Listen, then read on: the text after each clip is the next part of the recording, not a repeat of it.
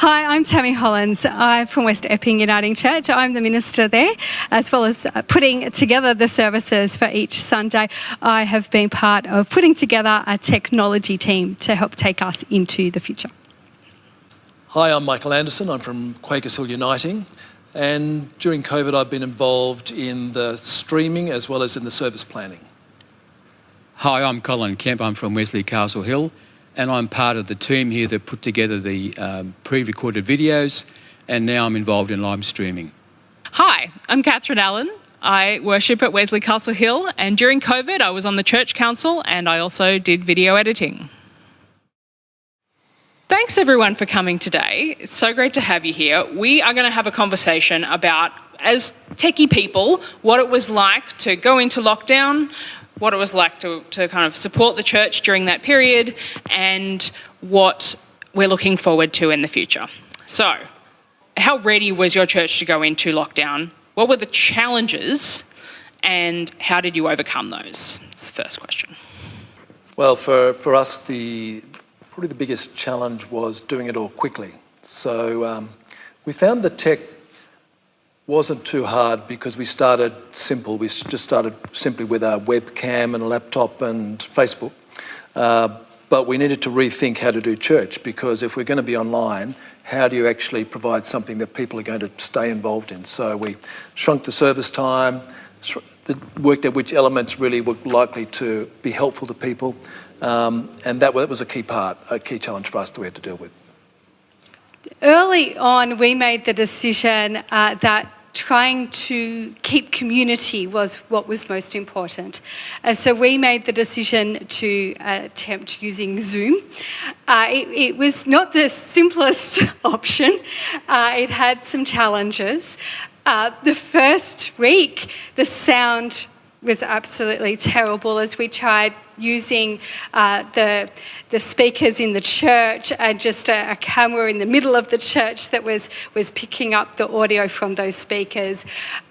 We didn't have everybody muted and felt a bit uncomfortable muting people, and so that first service was not the best, but we learnt a lot, and we improved our sound and we improved our quality, and we have included and been able to maintain everyone being able to join in, people doing Bible readings from home live, and that was really important for our particular community, that sense of it being live and in the moment. Definitely, and I remember our minister just every week, no matter how hard it had been, we were doing pre-records and sometimes they did not work, or you could see a gradual improvement over the weeks, and it was quite noticeable. But yeah, every week he would just say, "We're learning. We're continuing to learn." That's right. Yes. We had a lot of issues, I think, with the content and what we had to do as far as getting the package together. So we were pre-recording, and so it was a bit confusing. We come here on Tuesday and we record everything we could, and one of four of us would get that material, and they had till Sunday or Saturday night to put it all together and upload it up to YouTube. And there was difficulty with copyright considerations, and we're all learning YouTube, we're all learning our editing packages, and so it took a long time, a few months really, I think.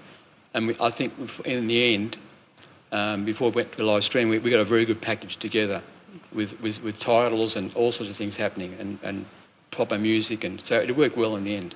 But a long learning curve. Yeah, and we actually had a bit of a step up at the beginning, because we'd been starting to think prior to COVID happening about trying to do some live streaming. So we'd at least sort of started to think about the legal aspects and the copyright aspects. So we were able to kind of quickly go, okay, we need that license, we need this tech. And that worked really well. But partly, in fact, we started out with 2 video editors and added 2 over time, because people partly it was too much for 2 people. It was a lot of work for just 2. And people kind of saw it and saw actually that it wasn't that difficult to pull everything together. It was really a stitching job. Yeah. I think the other thing that I probably should add too, taking on what Tammy was saying, was just the relationship aspect. So early on it was getting the live streaming happening and so on, and getting everybody aware of it. But we also needed to put extra time into understanding who was actually not easily connecting to that. And so we actually even went to the point of reconciling who was online and who wasn't, and actually following up with individuals. I know you don't like Facebook, but why don't you just join for this purpose of never actually post anything, and we'll help you do it, and you can be part of church, and then you can get out of it when COVID's over. And so we helped a lot of people who were perhaps on the fringes to make sure that they could connect, and that was really important. I think also from a preaching point of view, our preachers, and we had a few guests as well, had an issue of preaching to no one. Yeah. They weren't used to preaching in front of a camera, and we were also mindful of what was behind them as well, because with a 10 to 15 minute sermon, sometimes your eyes are wandering as a viewer. Yep. And we're looking at shadows, we're looking at this, and so when you see the final product, you think, we should improve on that. Yep.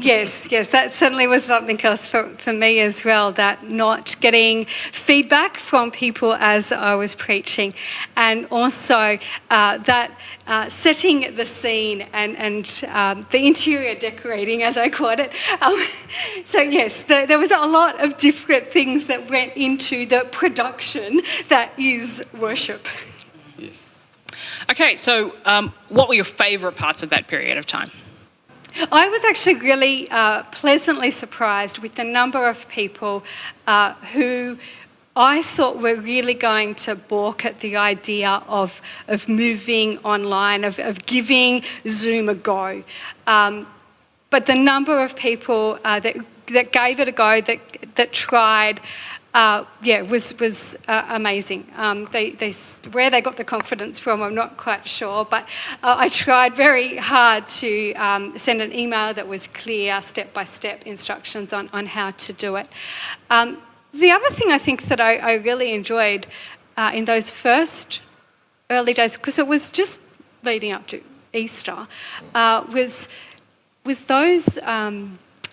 that Holy Week and those Easter services, and the fact that I think because we were all so in the deep end, that there was a collaboration between different congregations, and we were able to film and put together a compilation of different things from different people contributing. So I think that was one of the things that I really enjoyed, and that we needed to be more creative in our thinking about what worship is and doing things differently. Definitely. Well, one of my probably all-time favourite church things that I've ever done was during Pentecost, and the minister mentioned, it's party. I'm like, dance video. So I have a dance video of maybe a dozen people and they all submitted their videos, and just absolutely loved cutting that together. Yeah. I think from my point of view, there was probably two aspects. One was during the recording process of trying to get the thing to look good, and lighting and all those sort of things, and then finally getting a microphone that sounded any better. Then we got a better camera, so they're all evolved. But I think the editing process, the sitting home at night trying to put together the package, and we all got creative, the four of us got in our own respects. I liked getting photos, and so there's a huge resource on the internet of photos. And so having a hymn sung, and so we would pre-record the hymn or the song, and we would have that as a backing track, and sometimes it'd be just one photo and then the words over that. And I thought, this is boring. So I would go and find photos which sort of matched with the words or with the theme of the song, and so that was a challenge. And so you'd have something like 30 photos you'd try to find that had some meaning that went with the song, and that was, like a night's job. Did that all together. But I enjoyed it. Definitely. From Quakers Hill perspective, a couple of things for us were, I think if we remember back to March, April, there was a fair bit of fear around in society, but also within the church, as we just didn't know what was going to happen, and it was all very worrying. And I was really moved by the fact that the people who were watching were all just so thankful that it was happening. They really felt connected. They really could hear the messages of hope and love that Jesus brings through that means. And there was very active involvement by those online. because it was a time where we needed to gather, even though we were doing it electronically. The other thing that I think has been quite joyful as well over time has been a couple of key people in our church have actually used the opportunity to get together with families and their kids for some of the kids' talks. So each week, somebody's typically gone out to a family with kids and used the kids, got them involved in a particular project which becomes the kids' talk. So there's a pastoral element because they're involved, and then there's a fun element because we get to see another family and what they're up to and get to see them performing or whatever is relevant for that particular week. That's great. So, Colin, what are your hopes for the future? What does this church look like in the future?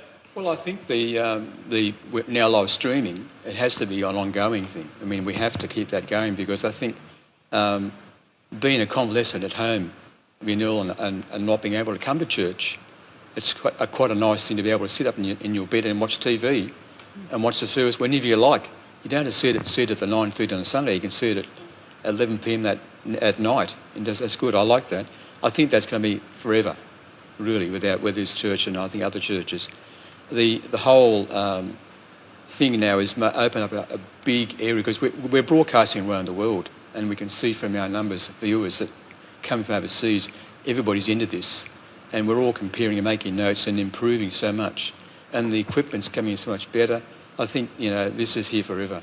Yeah, and it's really interesting to me how things that we thought we wouldn't be able to get people to do, like when we were looking at it pre-COVID, we were like, we don't think we're ever going to be able to get this really off the ground, or what would it even look like? And the concept of having a camera kind of prevalent up the front in the church was very, we don't think we could do that. And now, it's a tiny camera. It doesn't really hurt anybody's vision. And similar with how quickly the Assembly was able to come forward with a remote option for communion, and just seeing actually things can move really, really fast. I'm really excited to see where the future takes us with those things. I agree that live streaming and so on is here to stay, but I think we're at an interesting phase where we've also got to come to grips with coming back to church in real life.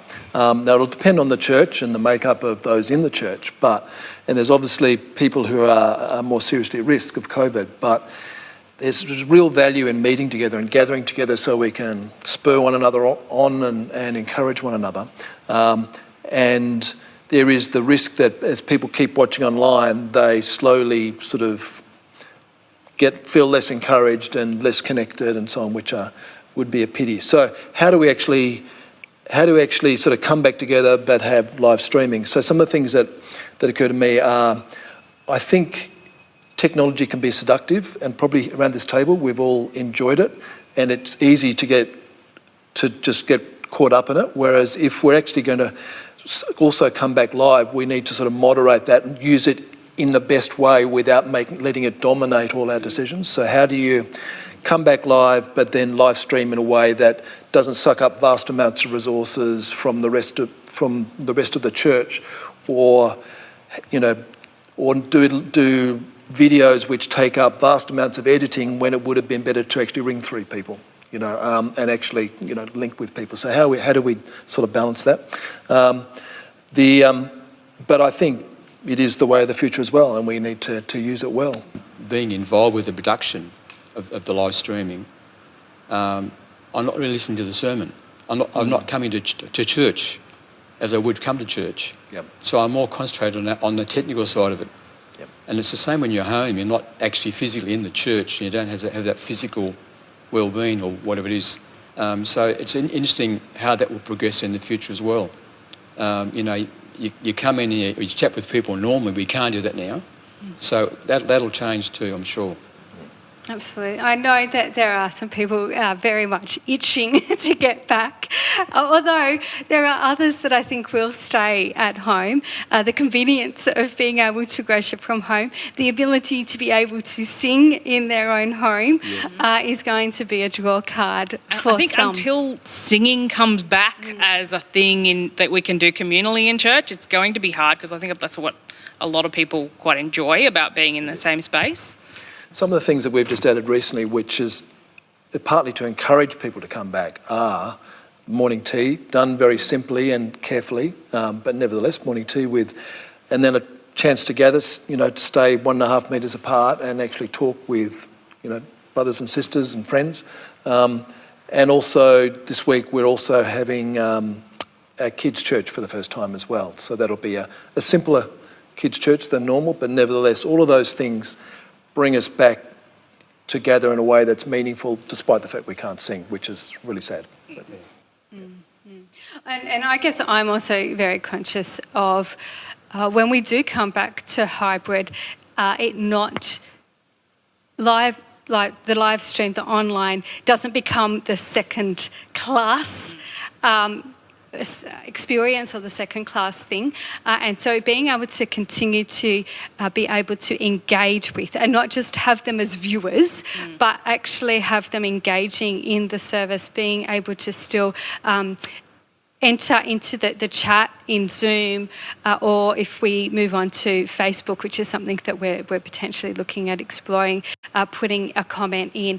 But they're not just being put there and no one's even noticing them, that we are looking at them and that they're greeting them out and we're having that conversation, not just amongst ourselves with others watching from afar, but that we're actually still one whole community, even though we're not physically in the same space. And I think that that's something that we've really learnt through COVID, is that even when we are dispersed, and there's so many of the Bible stories that we can look to in that as well, how the dispersed people are still one, and one in the body of Christ. And when we take communion now in our different locations, that we are still one in the Spirit. And that connection is not just for us, but with the whole Church Catholic, the whole church. Absolutely, I couldn't have said it better myself. Thanks so much for joining us today, Tammy and Michael and Colin. And thanks for joining us as well.